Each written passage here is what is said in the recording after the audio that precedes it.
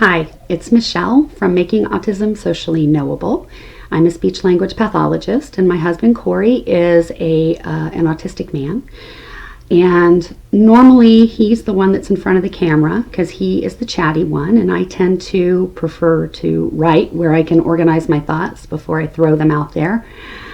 But I thought today I'm going to do a little bit of talking. We recently had a lovely young woman ask a question of us, which was, could we share a little bit more about our relationship, about our marriage? And I've been waiting for questions to come in to hear about what people want to know about us and to learn about autism. So I thought I would hop on today and start with basically how we met. Corey and I met about 15 years ago. We did theater at the time. I still do theater, but he was also doing it at the time, and I think we probably immediately found each other interesting. He did artwork on the side, and I lied and said that, oh, I'm an artist too. Well, I draw stick figures. I don't compare to him, but I wanted to talk to him, and he seemed willing to talk about that. So magically I was an artist too, a visual artist, but no, I'm not. I had not yet seen his work.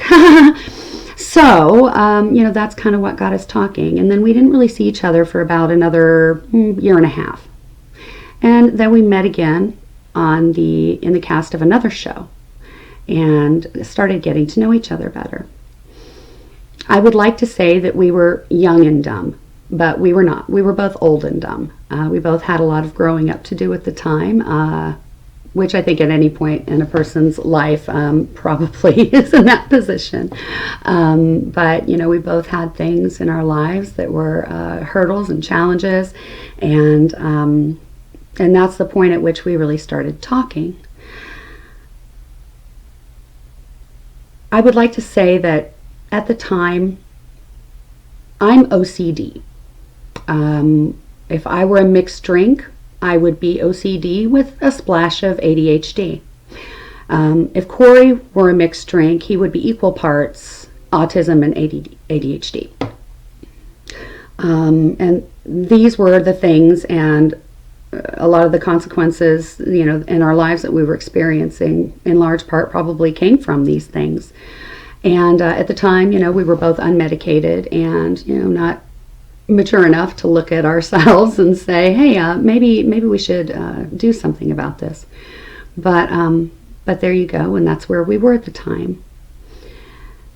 I remember early on when we started talking, he knew that I worked with children with autism. At the time, I'd probably been working for about 10 years. And I had a fair share of autistic children that I worked with, and he knew that because we had talked about it. And he asked me, I remember we were sitting on his porch one day, and he was sitting and I was standing in front of him, and he said, I was diagnosed with autism when I was about 7. Do you think I'm autistic? And I looked at him and I was like, no. Of course not. You seem, perfectly neurotypical to me. Again, we were both fairly immature at the time.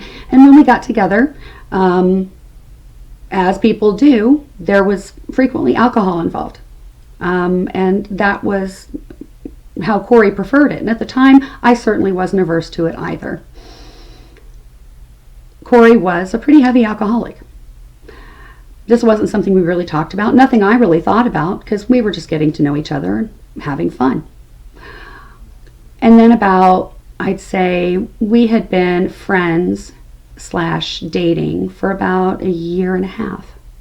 And it was New Year's, I think, and we had gone out and drinks were consumed. And again, Corey was a pretty heavy drinker.